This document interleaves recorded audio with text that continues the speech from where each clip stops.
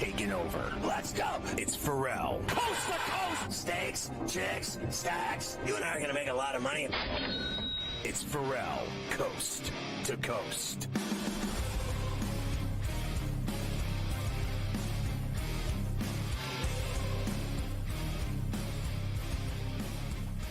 And welcome to Coast in the biggest way possible here on the SportsGrid Network. I'm Joe Ranieri, in for the legendary Scotty Ferrall today, and I'll be joined in just a few minutes by one of my favorite Joes here at the SportsGrid Network, Joe Lisi, in fact, who's stepping in for Mike Carver today. So you basically are going to have Joe squared most of the day here today, and we've got plenty to talk about on this Wednesday now, February the 21st. Still trying to wrap my head around that. We got much to cover in college hoops as we just witnessed another number one team going down last night. And boy, oh boy, as we get closer and closer to the end of the regular season, it certainly seems like we are nowhere close to having that one team or two teams that have truly separated themselves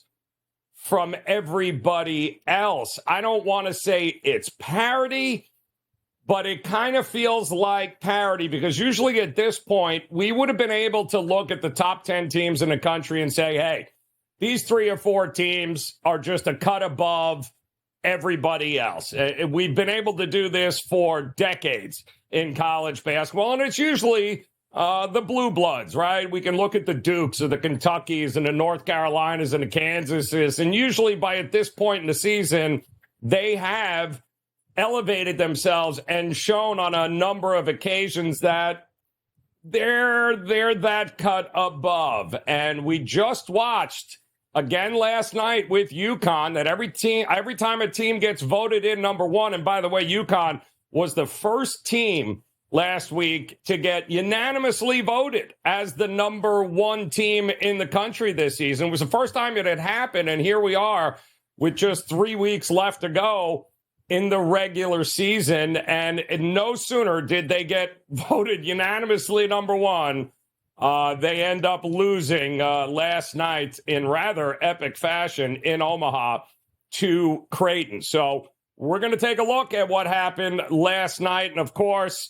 we're going to take a look and focus in on some just absolutely amazing games we've got scheduled tonight in college hoops. A lot of top 25 action. Looking forward to that. Gabe Morency will be by as well. We'll get his thoughts on the college basketball slate, not to mention the NBA returning tomorrow there. And we've got a lot to discuss for the remainder of the regular season there, some contenders and pretenders. And also, it's never too late, or maybe too soon, to talk about Shohei Ohtani, because you better get ready. They're going to be talking about him a lot this year, just when you thought it was safe to get away from Major League Baseball. Well, spring training is off and running here, folks, and we've got the latest updates from around the diamond for you, including news about the super team Los Angeles Dodgers, who, if you are just waking up to the fact, they're going to be opening up the season in Seoul, Korea next month against the Padres, and they are going to have quite a number of new faces on that team that are going to make it very interesting this year. So we've got plenty to talk about. George Kurtz will be by. We'll get some of his thoughts on spring training activities and what the future holds for everybody else outside of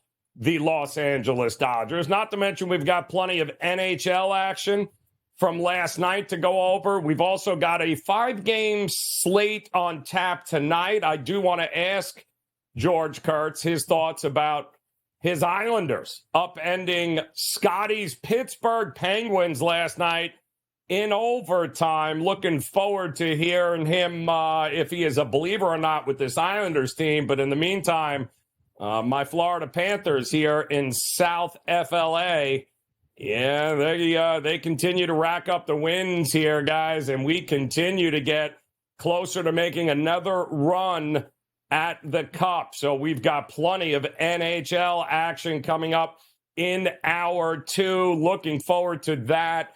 We do also have an update regarding the senseless shooting tragedy at the Kansas City Chiefs parade. We're going to give you the latest here as we know it on the investigation here with that. We'll have that coming up a little bit later. And I had mentioned the NBA will be back with a full slate of games coming up here tomorrow. We'll take a look at some of the teams that have been really, really good and profitable for bettors.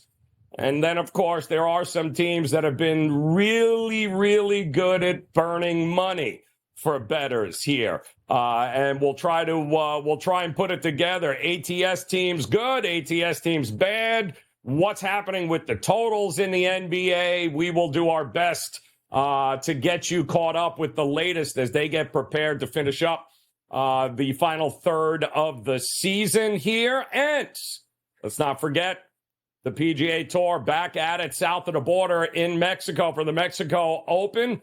So we'll have plenty to talk about when it comes to golf because before we know it, we'll be in Augusta and the Masters will be here and we'll all be debating on whether or not Tiger Woods is going to make it past 18 holes on the opening day. But yes, he didn't make it in Riviera this past week very long. We'll see if he has any better luck coming up at Augusta. I also learned here, and I thought this was a interesting situation. The All-Star game was Sunday in the NBA, and we did learn the numbers, the viewership of this game. And yeah, if you thought the game sucked and you were like, I can't watch this, well, you weren't alone. Congrats there. Average of 5.5 million viewers, now the second lowest figure on record. And it trailed only, are you ready for this? The debacle they gave us a year ago at the All-Star game. So, and keep in mind, this was TNT, TBS, True TV, Max. They did get a little bump from a year ago, but ultimately it's back-to-back of the lowest rated All-Star game for the NBA that we have seen. Just absolutely pathetic. I'll ask Gabe Morency, too, coming up, as well as Joe Lisi, if there's anything that can be done to change it. I have my doubts. Also, big birthday shout-outs here today. Braylon Edwards, 41 here today. Jim Vandermeer, 44. Brad Fast, 44. How about Stevie Francis, 47. Chad Hutchinson also turning 47 here today. Terry Allen, 56. How about Mark Woodard turning 54 here today? The legendary Alan Trammell, 65 today, and no better way to end it than with the legend himself, Bob Ryan, turning 78. Half those people, I had no idea who they were. I hope it didn't read on my face, but we'll have more Coast to Coast coming up next here on the Grid.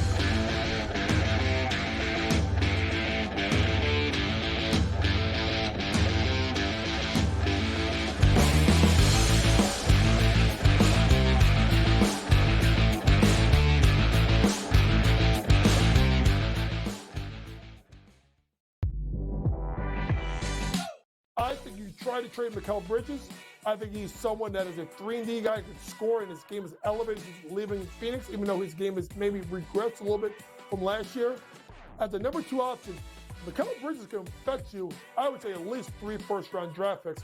If you're not going to contend with Mikal Bridges, do him right, trade him, do a full rebuild.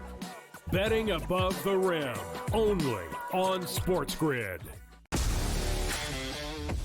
This is going to fall 6, 7, or 8, right? This is going to fall 6, 7, or 8. 6 you lose, 7 you push, 8 you win. So it's going to come down to the end. And he missed the 3, and they are not going to foul. They're not going to foul. He just drove and scored, though. Oh, they gave up a dunk with 14.1 to go. In-game live, prime time, only on SportsGrid. Your gut says Miami is going to win, and you should take the over. Your gut also said your NFT selfies would only go up in value. They didn't. But your head is on SportsGrid and knows the QB is in concussion protocol. The backup has a 45 QBR against the zone coverage. The New York D has the most sacks in the league. So yeah, trust your head. It's smarter to be on SportsGrid. It felt during the year that there was a little bit of disconnect with Wilks and Kyle Shanahan. The total points allowed by Steve Wilks' defense the last 3 years before this, head coach for the Cardinals, they gave up the 26th most points. Defensive coordinator for the Browns, 20th most points. And then Carolina, they gave up the 19th most points. Ferrall Coast to Coast, only on SportsGrid. Anyone that's been to a sporting event, the atmosphere before a game, I think Game Time Decisions has that same exact atmosphere. This is our arena. This is what we do. There is going to be an energy to Game Time Decisions that you will feel night in and night out. The excitement you get when you lock your bets in, when you're figuring out what you want to do, we can zone in on the biggest games each night. I want this to be the place that people come to before the games start so they feel as ready as possible to lock in their cards. We are going to hit every single one of those markets that you need to know about. We're going to go through every single thing, and I've got a great team behind me that's going to help me get the job done. There is not going to be a better place, I promise you, than Game Time Decisions to get that new information, react to it, and be able to then bet accordingly. We will have everything at our disposal, and we will use that to our advantage. I'm Kevin Walsh. Tune into Game Time Decisions from 6 to 8 p.m. Eastern on SportsGrid. Oh, what's up? You watching the game? Or maybe the one later? Put a little BetMGM action on it, and now any game becomes the game. When you got overs and unders, you're in it every time they throw the ball, kick the ball, dribble the ball. Maybe it's not even a ball. Who needs a ball? Now that bet's got you watching every inning, half, round, period, set, hole, a lap. Right from the edge of your seat. Hit them with the promo.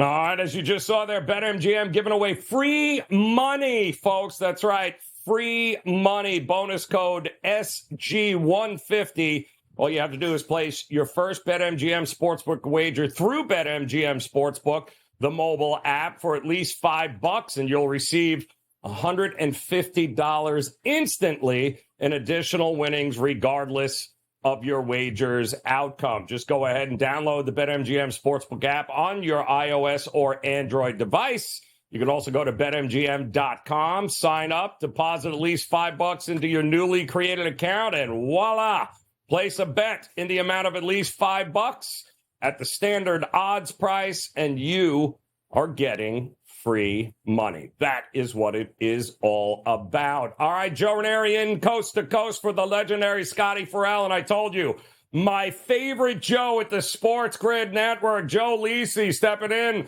for Mike Carver today. I'm telling you, they got Joe squared now for the next couple of hours here, Lisi. Pleasure to see you here, my friend. Are you recovered now from, now that football's completely over, you feel a little more relaxed? Yeah, I'm relaxed, Joe. But, I saw you on, Super Bowl Sunday, and, it's been a long hiatus for 2 weeks.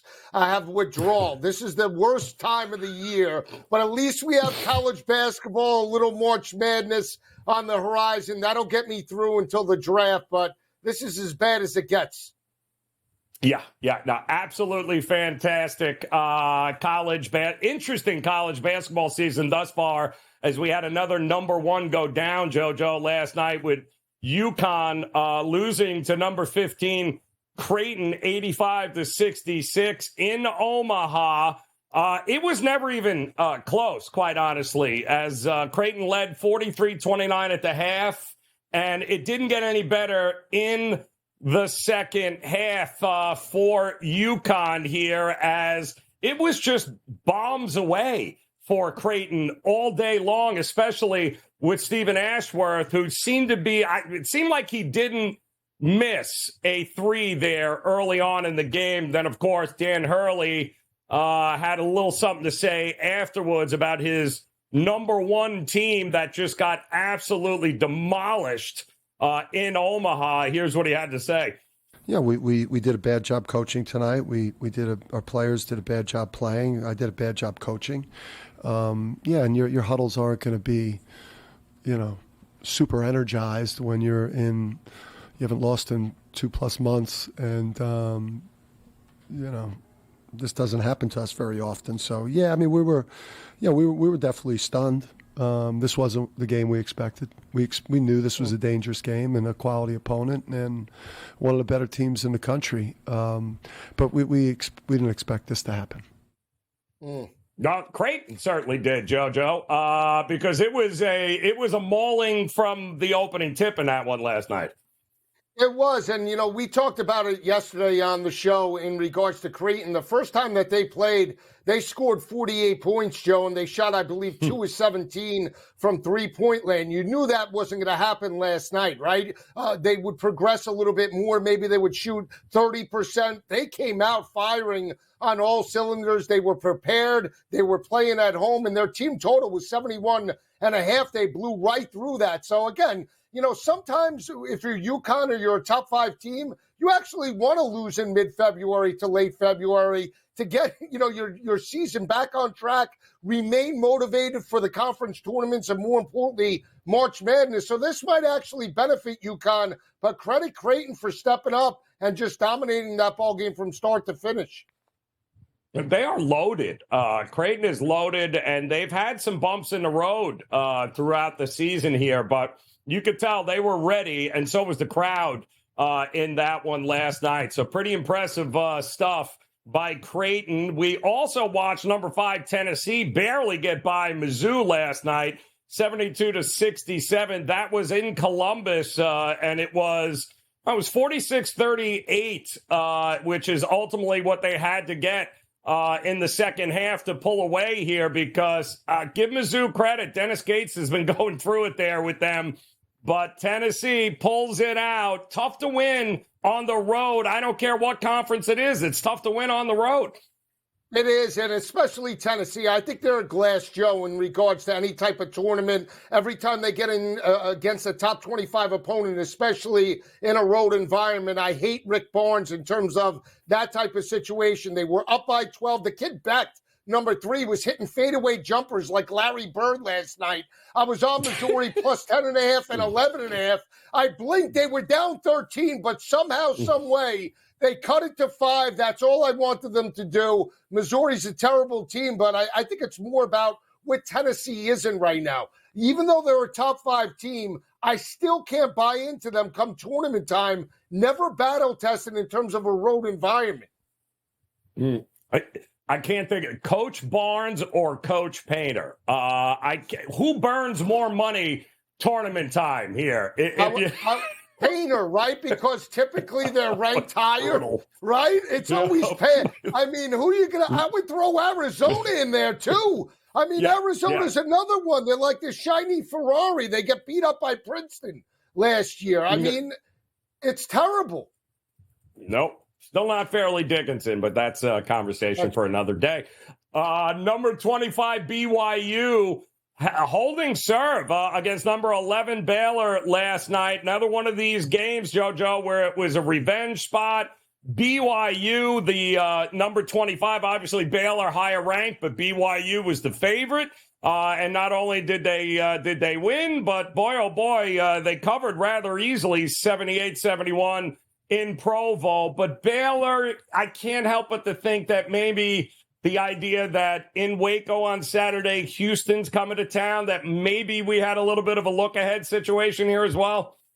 Yeah, it's possible. I mean, here's the thing about Baylor. That line I thought was fishy anyway. I mean, Baylor catching 4.5. on the road. I mean, BYU is good. They're not elite. And for Baylor to catch almost, 2 buckets or 2 threes in that ball game was a little fishy. The total opened 154.5. I was on the under, actually, and they bet it down to 153.5. BYU pulls away with a huge, last 8 minutes they pulled away. They deserve to win, but I still like Baylor long term. I think they have a legitimate shot to crack the Final Four. They have good value, and I think they're going to give Houston a game. As dominant as Houston has been, we saw Iowa State cover that line, on Monday night? I think Baylor could be live against Houston this coming weekend as well. Another unranked home dog beats a ranked team there. Number 19, San Diego State goes down against Utah State. Seems to be a pretty profitable angle this year, JoJo. Yeah, what is it? Ranked versus unranked, where the unranked is laying wood. It's almost like Money in the Bank. I can only think it's like 20 games, Joe, and I know Carver's been on them. There's only 2 games over the last 2 months that haven't covered, and I think Cincinnati has been one of the only 2 teams not to cover in that situation. So San Diego State's an up-and-down team. Come tournament time, though, they can be a team to catch value because they play defense. We know that they made it to the championship game last year. They're under the radar. You get them 30-1. Why not take a shot? Not a bad way to look. By the way, Texas Tech getting by TCU 82-81 last night might have been the most exciting game of the night. We'll have much more on college basketball. Joe Lisi will come back a little bit later. We'll cover it, but we got Gabe Morency, Sports Rage, joining us next here on Coast to Coast.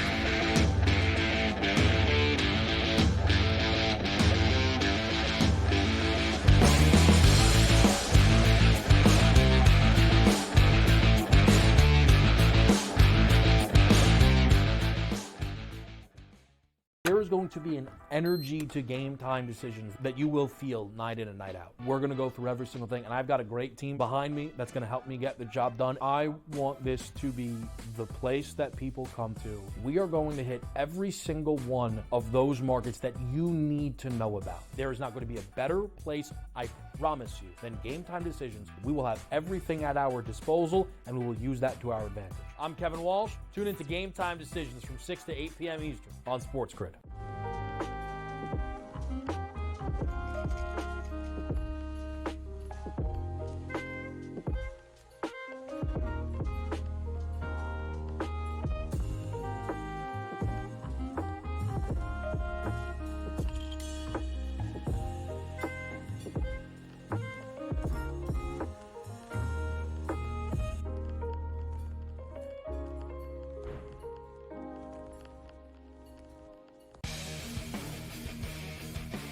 Like the Minnesota Wild were down by 2 goals today. They were down by 3 goals, actually, today at one point. And they came back and won. Like teams like, the Edmonton Oilers and the Coyote game went back and forth. The NHL really, you could argue, really is the best sport for in-game betting, where you can pull the trigger on both teams.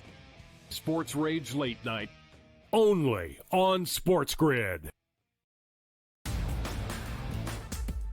Johnny's a 19-point lead late in the opening half, only to squander that lead. Hall ball under Shaheen Holloway coming all the way back. All these guards start jacking up shots, and then Soriano doesn't get the ball. Hey, Rick, how about stop throwing your kids under the bus and get your big man the ball, your best player, play inside out like you were doing earlier in the game, and you probably would have won.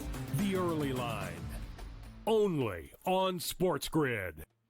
It's smarter to be on SportsGrid, your 24/7 sports wagering network.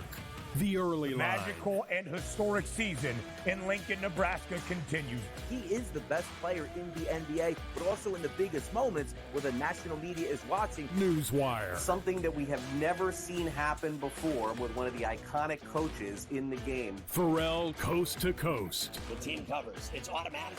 It's every time. Not sometimes. It's every time. Game Time Decisions. Luka is actually far more dangerous from 3 on the road this year than at home. This game here tonight, you may want to consider taking as many points as humanly possible. In-game live, prime time. We got not 1, but 2 coaches fired systems in place. Sports Rage This Late sort of Night. has letdown written all over it. It's going to be hard to match the emotion that they played with the other night. It's smarter to be on Sports Grid.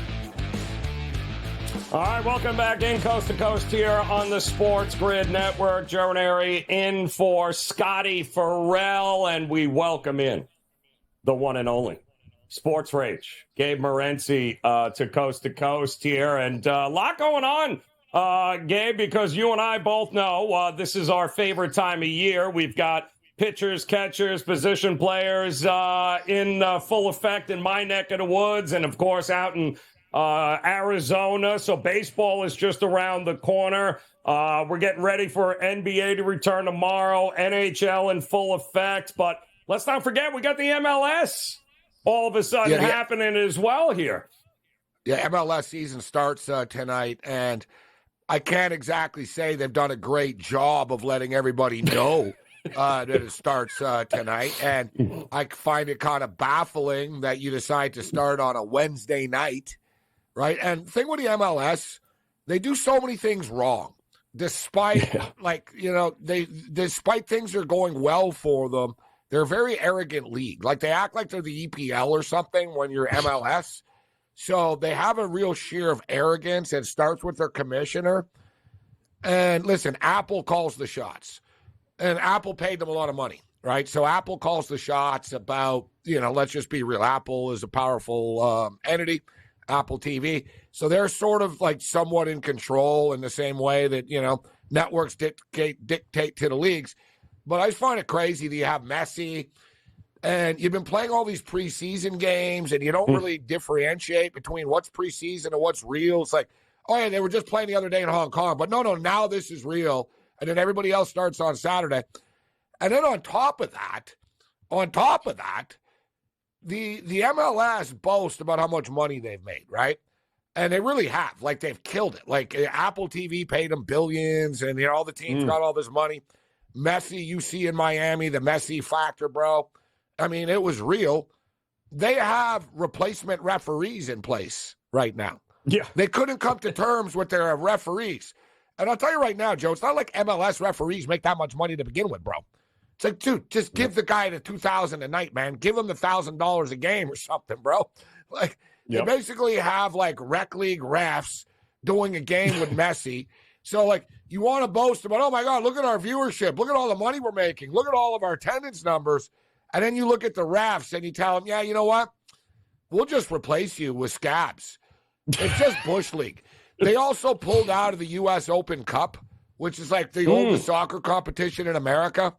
And it's sort of like, in Europe, like the powers, they don't have a choice, Joe. Every couple of times a year, they have to play some minnow. Whether they want to do it or not, it's like, man, we got to go to this crap-ass stadium. We got to play these guys because it's tradition, and we've been doing it for 110 years, and we're part of this tournament.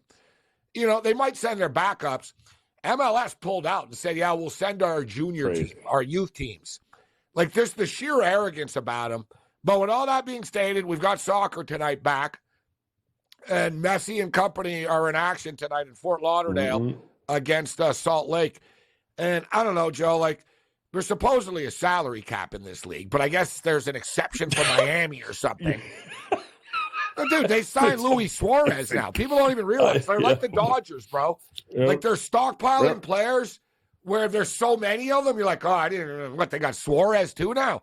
It's sort of like, So now they got Uruguayan striker Luis Suarez. He's 37 years old. He's not washed yet, this guy. All right? You have him and Messi now together? Like, it's serious. Now, it doesn't mean they're going to automatically win the championship because other teams are good, but it means they're going to be a load to deal with. And everyone talks about Messi all the time. Messi's minus 138 to score a goal tonight. He could. He probably will. But Suarez is the guy, Joe, tonight. Suarez makes his MLS debut this evening. they're going to want to get him going. Messi's not a ball hog, bro. Messi's not one of these dudes like Ronaldo. I need to score 5 goals. I'm going to take all the penalty shots. Remember last year, he's like, no, you take it. You do it. I trust you. Right? Like, he's very team-orientated. Suarez is the new kid on the block. He's his first game with Busquets and with these guys and with Messi and company. Not to mention Miami have good young players, too. They got like a phenom kid. So I look for Suarez to score tonight at plus 130. It was plus 140 last night, and it caught my eye, and the soccer bettors have already bet it down. It's plus 130 right now, but look for Luis Suarez to score tonight for Inter Miami at plus 130. Look for both teams to score in this game. If there's one thing Miami aren't great at, they're not a great defensive team. They spent all their money up front. So both teams to score, and I think the game goes over 2.5. Inter Miami games usually get after it, like 3-2s, 2-1s. You know what I mean? Hell, they had 14 out of 34 games last year. They got to 4 goals. So like where they scored. So look for the over 2.5 tonight. Suarez to score a goal, both teams to score, and we're off and running MLS. So I got a buddy of mine that works down in Fort Lauderdale, and they are dreading it. Basically, I-95 becomes a parking lot when this team plays now, Gabe. The amount of people showing up and showing out to go see Messi and company there. They're probably already there, Joe, partying right now. They're banging drums. Boom, boom, it's boom. A parking lot right now. You can't get off the highway to get there. It's unbelievable. People screaming, trying to get home. Out of control here tonight. But MLS, like Gabe said, is back here, people, tonight. So get ready for that. Also, 5 games in the NHL, including the Leafs with a very interesting spot here tonight. Somebody pinched me. Does he get to 50 goals here tonight, Auston Matthews, or what? Well, you know what? It's kind of fitting that it lands. He's on 49 right now as they play. Yeah. Normally, I wouldn't even look like too much. I'd be like, yeah, whatever. The Leafs are playing the Coyotes tonight. But the fact of the matter is, Auston Matthews is from Phoenix. He's from the area. He's from Arizona, which, number one, is incredibly rare, right? It's starting to become more common now with players from warm weather states in the United States. But, I mean, this is just storybook, Joe. Like, really? I mean, you're scoring the most goals in the NHL in like 30 years right now, this pace. Like, we're not in an era right now where everybody scores, guys. Like, so what he's doing really is special. Like, if you go back to, like, Timo Solani score, like, 72 goals, you know, it's hard to crack 50 in this era. Auston Matthews really is. He's on pace to score 75 goals, guys, which is serious stuff. So he really, he lets it come to him. I don't think he really forces things. He really does sort of just let the puck come to him, and he's pretty good at not forcing things. You got to believe, though, Joe, he would like nothing better in front of his parents tonight, in his hometown, in front of his buddies, that I just got 50 goals and so quickly. It really would be a special moment. It's minus 155 that he's going to score. It ain't cheap. And I'll tell you what, I bet you it goes up before puck drop, because every Johnny-come-lately is going to have a same-game parlay tonight with Auston Matthews to score and the Leafs to win. But I will take Auston Matthews to score tonight. That he gets a great story that he gets his 50th goal in his hometown tonight. What are you thinking, Gabe, about my Florida Panthers? Because this town quietly is pretty damn excited about what they've seen since January 1st. You know, they're starting to really get into and backing the Panthers and thinking there's a shot they could be playing for a cup again this year. Are you buying it? Yeah, a lot of times it's sort of like the Super Bowl loser hangover curse. It's hard to buy into a team that lost the Stanley Cup the year before. Yep. But Florida really seemed to have that. We're on a mission. We have unfinished business that we feel like we can win, and we just fell short. The only thing I'll say about Florida right now, Joe, it's like a tug of war. They're starting to win the tug of war with Boston right now. Boston are in Edmonton tonight, for the record. I do like the Edmonton Oilers at minus 135. The thing with the Panthers, my only concern with the Panthers, Joe, would be the style of hockey that they play. This team brings it every night, man, right? Like, they're a physical team. They play hard every night. They hit you. They block shots. That's going to catch up to them. remember last year in the playoffs, that's what happened. By the time we were at the end of it, they couldn't walk. Right? They had guys that were like, you know what I mean? It's like, yeah, we beat other teams up, but it takes a toll on you too, bro. You're crashing into people. You're blocking pucks that are coming in at 102 miles an hour. You got welts all over your body. That's why they win, but they're going to need to find a way to pace themselves a little bit more. So by the time they get into those championship rounds in the finals, they're not out of gas, because that's what happened last year. They just had nothing left in the tank anymore. So are they peaking too early? But they are legitimate Stanley Cup contenders for sure, Joe. No, and it's funny because you mentioned that Boston's kind of, we're not buying Boston. I think Tampa, too, it's a new era, Gabe. I think it's a whole new era. Right? I mean, they're on their way out the door here, and it was going to happen at some point here. My goodness. What else you got on the card here tonight? Anything else you're looking at? You mentioned Edmonton here tonight. Yeah, big game for the Edmonton Oilers. Every game is big from here on out, especially in the West, and even for the big game for both teams. The Bruins are trying to win this division and not let the Panthers run away with this thing now and overtake them. And then the Oilers are just battling. As good as the Oilers have been with that win streak, let's not forget, they also dug themselves a big hole, Joe, to start the season. Right? So they're still battling with everybody, even though they had that 16, 17-game win streak going on. The thing with Boston is Boston are struggling defensively as of late. If you look at the Bruins, every game is in overtime, 4-3, 5-4s. They're not playing Boston-like hockey. I think the Oilers get it done tonight, Joe, and I'll post my college basketball on my Twitter. Yeah, and I don't think they have any more coaches they can fire, Edmonton, so you better figure it out. Gabe Morency, best of luck, my man. We'll be back coast to coast here on the Grid.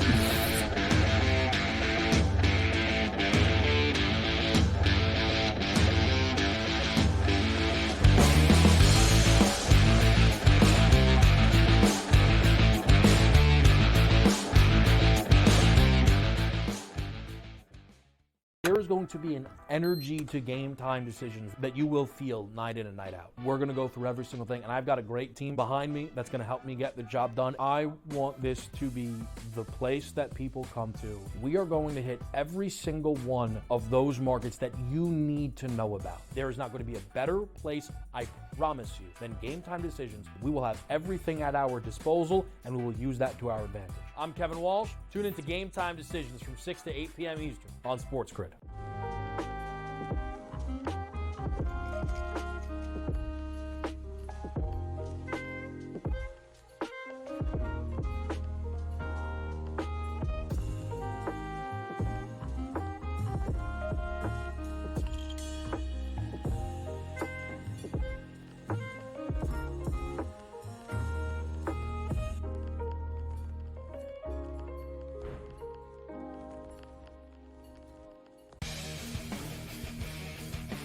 Like the Minnesota Wild were down by 2 goals today.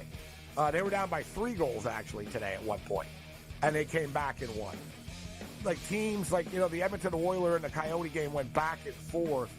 The NHL really, you could argue, really is the best sport for in-game betting, where you can pull the trigger on both teams. Sports Rage Late Night, only on SportsGrid. Johnny's a 19-point lead late in the opening half, only to squander that lead. Hall ball under Shaheen Holloway, coming all the way back. All these guards start jacking up shots, and then Cioriano doesn't get the ball. Hey, Rick, how about stop throwing your kids under the bus and get your big man the ball, your best player, play inside out like you were doing earlier in the game, and you probably would have won. The Early Line, only on SportsGrid. It's smarter to be on SportsGrid, your 24/7 sports wagering network. The Early Line. Magical and historic season in Lincoln, Nebraska continues. He is the best player in the NBA, but also in the biggest moments where the national media is watching. Newswire. Something that we have never seen happen before with one of the iconic coaches in the game. Ferrall coast to coast. The team covers. It's automatic. It's every time. Not sometimes. It's every time. Game time decisions. Luka is actually far more dangerous from 3 on the road this year than at home. This game here tonight, you may want to consider taking as many points as humanly possible. In-game live, prime time. We got not one, but two coaches fired systems in place. Sports Rage This Late sort of Night. has letdown written all over it. It's going to be hard to match the emotion that they played with the other night. It's smarter to be on Sports Grid.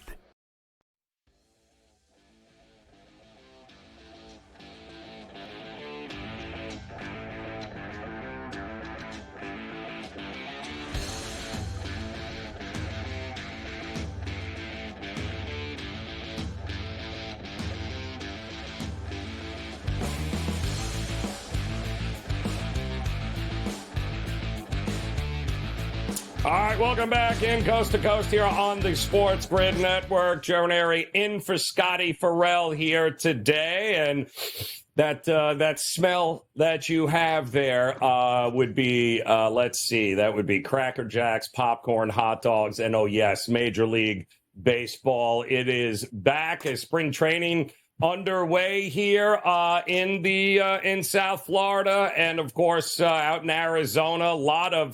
A lot of discussion about the Dodgers and Shohei Ohtani and the super team. And it's starting to get good here, and nobody knows it better than our good friend George Kurtz here. And Kurtz, we'll get to the NHL here in a minute, but you got to love this time of year, man. I mean, I'm in the heart of spring training here in South Florida, and a lot of people walking with the Cardinal jerseys, the Marlin jerseys, the Astro jerseys. We've got those ballparks not too far from us here. So there's always something really, really fun about the signaling of spring training, and baseball is back here. And now, of course, from here it gets all downhill, especially if you're a Yankee fan.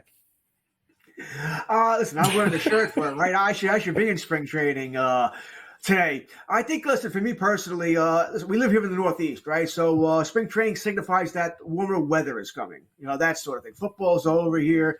So we lose that. There's not much going on here as far as hockey, basketball. So, you want baseball to come back. You want the warm weather, the boys of summer and all that. So, yeah, I look forward to it. Yankees' first spring training game is on Saturday.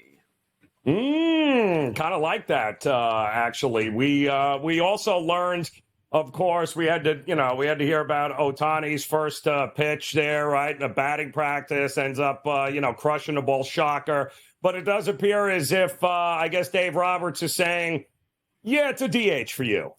Pretty much going to be a DH from this point forward. But it looks like Yamamoto and Glasnow likely the two guys, front runners to start the season in Seoul, which I think is the 20th and 21st. Is how we start this season against the Padres there. And, what a problem to have trying to figure out that rotation, huh? Yeah, it's amazing. When you think about the Dodgers, we all know they really don't have another important game until what? October? They won 100 games last year with a rotation that was falling apart at the seams. Remember that? I mean, everybody got hurt. Yep. May, Gonsolin, Buehler never pitched here. Listen, I think they're easily going to surpass their win total. I think it's 103.5. I think they'll crush that. 110, 111, 112. Nothing would surprise me there. You start off with Yamamoto. You want to call Glasnow the ace, fine. But one thing, Glasnow has a history of not being able to throw. He gets hurt a lot. Let's put it that way. He's got a guy, like a Clayton Kershaw type. It's almost like Glasnow pitched the first half of the season, Kershaw pitched the second half of the season. Maybe they'll have both for the playoffs. Mm-hmm. They'll baby these guys. I don't know how many times you're going to see Glasnow go more than 6 innings. Go more than 85, 90, 95 pitches here because they're going to baby these guys because they don't have to. They don't have to overwork these guys. They want these guys healthy for the playoffs. All right, they're going to the playoffs. They're going to win that division. We know that. It's almost like an automatic given here. So, the Dodgers are a super team. They're the enemy. They're the villain. All right, everybody's going after them. Yeah, well, it's every sport needs it, and they certainly are going to fit the bill here as they try and pull an old George Steinbrenner there and just buy their way into the World Series. Doesn't always work out necessarily, though, when it's all said and done, but it's going to be fun watching it unfold. I don't think it's going to be fun, and Rafael Devers knows it with the Red Sox as he's basically throwing the front office under the bus going, you got to get us some help here. Like, it's like, what are you doing? He's quite possibly looking around the stadium right now in the lot going, how are we supposed to win games with their win total is 79, Kurtz. How are we getting to 80 wins with the Red Sox in this division? Well, I guess the good news is, remember, we have the balanced schedule now, so they don't get crushed as far as having to play the Yankees, the Orioles, the Blue Jays, the Rays 19 times. You're only going to play them 12 or 13 times, so you can look at it that way. But, I can understand Devers being, we'll call it upset. All right, you have to wonder if he would have re-signed with this team, he would have known they were going to do this. I mean, your ace, by the way, is Lucas Giolito. Yeah, he hasn't been an ace in years. How he got a 2-year contract from the Red Sox is beyond me. He was batting practice last year for 2 teams, right? For the White Sox and the Angels, batting practice here. Your number 2 is Brian Bello. Okay, he was all right at times last year, but he's still, in reality, he's a number 4. Then you got Nick Pivetta, who probably shouldn't be in a rotation right now. Cutter Crawford, Garrett Whitlock, Tanner Houck. That's your top 6. Good luck. I mean, I think the win total is about right, but would it shock anybody if they end up at 71, 72 teams and one of the worst in the league? No, they better hit.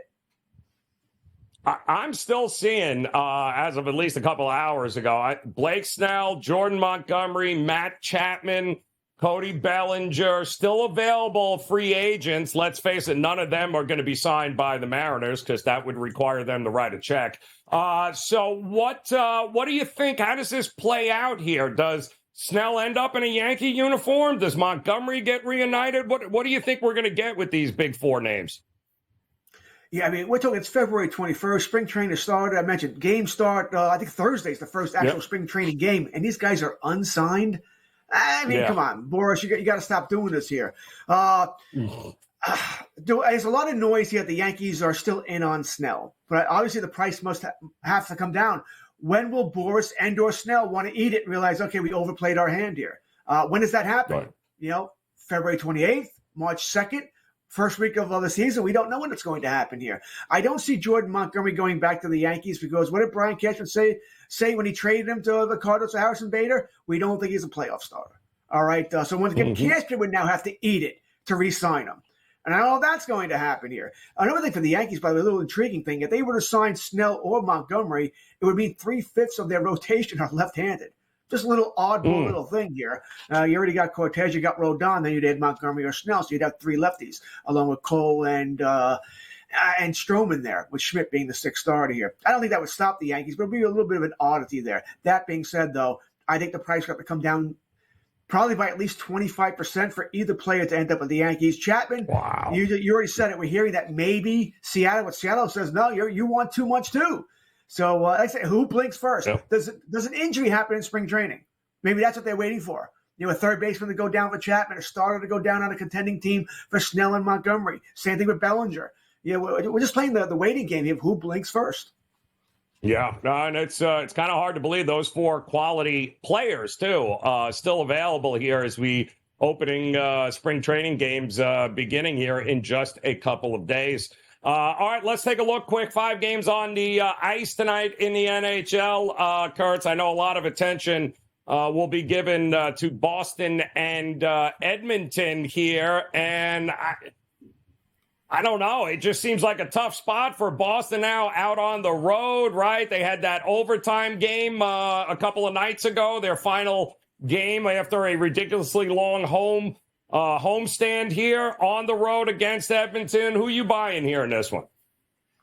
Yeah, I'm going to be on the Oil. All right, I'm going to be on the Oilers here, though I don't love it here, but I think they are the at home, I would take the Oilers. If it was in Boston, I would probably go with Boston. But you mentioned that was a pretty devastating loss that Boston had on Monday in overtime game. They looked like they controlled and then, just choked and lost it late here. It's a rebound spot for them, sure, but in Edmonton, that's about as tough as it's getting right now. Edmonton is playing nowhere near as well as they were during the streak, but they're still playing well. It's in Edmonton. You're going to be minus 134 with the Oil at home.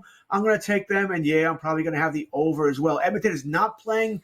They're not playing the defense they were during the streak, where they were winning, 3-1, 3-2 games. It's now opened up a little bit. Not wide open. I'm not saying they're the Oilers of last year, but I think there will be some goals scored tonight. Yeah, we talked to Gabe Morency a little bit earlier here, and Maple Leafs taking on the Coyotes here. He thinks Auston Matthews gets that number 50 goal on the season, which is kind of crazy when you think about how quick we're talking about 50 goals here. And yeah, well, he's going to have an opportunity to do it in front of the that's where he's from. So he's going to have an opportunity to leave a lasting impression with the hometown fans. Doesn't mean Toronto's going to win, though, does it? Oh, I think Toronto wins anyway. All right, so I'm not worried about Toronto. My bet tonight's going to be that Auston Matthews does get an anytime goal and the Maple Leafs win here. Auston Matthews, by the way, is minus 125 for an anytime goal if you want to go for that. And like I said, if you do want to do my little parlay here, which I'm definitely going to do. That's how I've been approaching the Maple Leafs when they play high here. It's plus 136. So Toronto to win, Auston Matthews to score, plus 136. I'm going to take that. Even if he wasn't playing in his hometown, Arizona, I would probably still take this bet. But yeah, I'd be shocked if he doesn't get number 50 tonight. All right, really shocked here. And I've been playing this anyway. Played it on, I think it was Monday when they played. He scored, played the hat trick on Saturday. He's a machine right now. He's a goal-scoring machine. If you didn't want to play Matthews, you want to take somebody else, listen, I don't mind going with a William Nylander either to score tonight. But I'll take Auston Matthews to get number 50 and Toronto to win. So what do we do here? Two models of total inconsistency with the Sabres and Canadiens here tonight. Sabres are the most frustrating team because at any point they could win 9-0. And yet they who knows what you're going to get on a nightly basis. I do think we're going to get some goals here in this one tonight. What are you thinking? That's exactly where I'm going. I'll take the over. Yeah. I'll take the over here. Listen, there's no way I'm laying 146 with Buffalo. All right, you already said it. You don't know what you're going to get. And Montreal they're not a good team, but they're not a pathetic team either. They're all right. For a bad team, they're all right. They could put up a game tonight, especially in the form there in Montreal. So if you were going to bet the game, I'm not. But if you were, I would take the plus money and plus 122. But I do have a bet on the over tonight. I'll take the over. Is there any way this side of the universe the Blackhawks beat the Flyers tonight? Sure. Are you laying 240 with Philadelphia? I mean, I know Chicago is a bad team. No, there's no way I'm laying. I would take the 2-1 with Chicago. Can I expect Chicago to win? No, but Philadelphia is not a great team. They're playing above their head here. Tortorella's got them playing well. Great for him. But there's no way I'm laying 240. I would definitely take the 195. I'm not, mind you. I kind of think goals might be coming in this game as well here. More on the Philadelphia side. Maybe I'll take over there at 3.5. I can see that taking Philadelphia's over 3.5 total. Ooh, all right. Well, the other game you got here tonight is Columbus out at Anaheim taking on the Ducks here. Both these two teams have shown some possibility, but then they take 2 steps forward and 3 steps back. Two also very frustrating franchises this year. You lean in one way or the other, maybe goals in this one as well? Now, these are 2 bad teams, right? Columbus played last night, too. Keep that in mind. Yeah. Played last night. Merzlikins started, so I think they're going with the backup tonight. Give me Anaheim for that reason. I think Columbus is probably the better team, but because they played last night, because I don't expect Merzlikins to play on back-to-back nights, not that he's a brick wall in net, but he's better than Tarasov. I'll take the Ducks tonight. Small play, but I'll take the Ducks tonight in the late game tonight. Give me the Ducks. Quack, quack. Yeah, Blue Jackets got crushed by the Kings there last night. Quick turnaround in that 5-1 loss here. But we got a vote for Anaheim here tonight by George Kurtz. So 5-game slate, though. There is certainly some value on the board here. And Kurtz, appreciate it as always, my man. Baseball is back, and we're excited about it. And when we come back, we still got plenty of college basketball to talk about. We'll do so next year on Coast to Coast.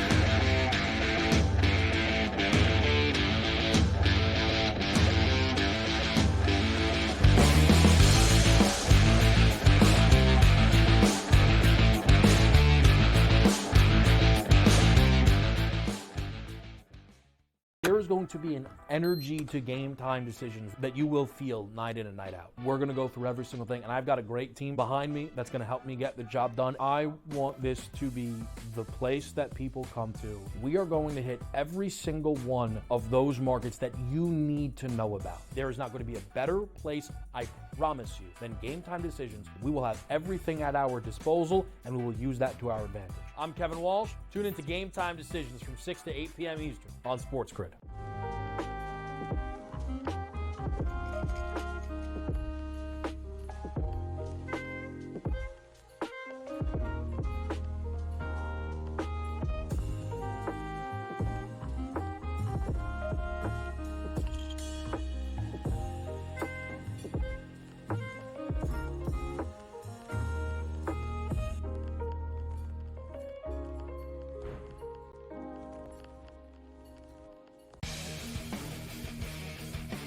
Like the Minnesota Wild were down by 2 goals today.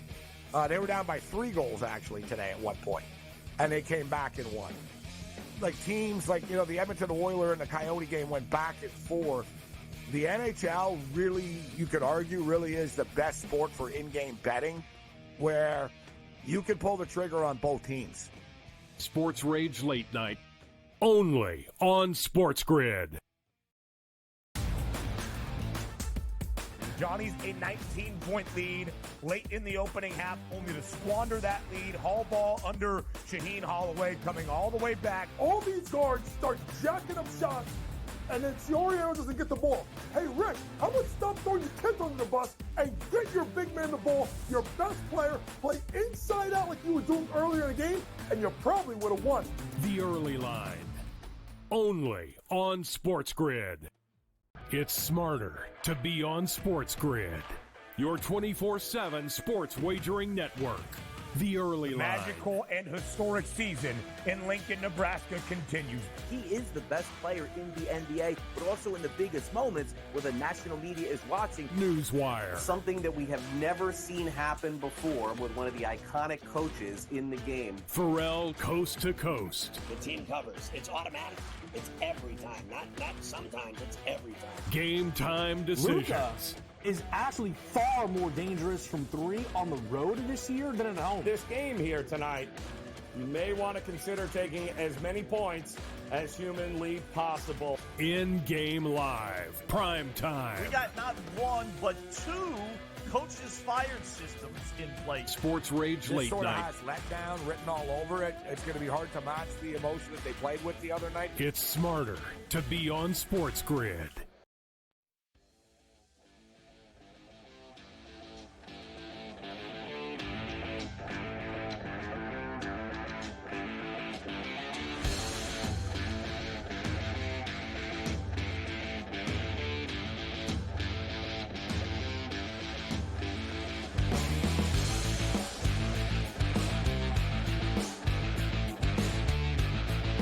All right, welcome back in here as we look to close out this first hour of Coast to Coast here on the Sports Grid Network. We told you got a lot of college basketball to talk about still coming up, but we did get a little bit of college football news as well regarding the newly approved college football playoff format.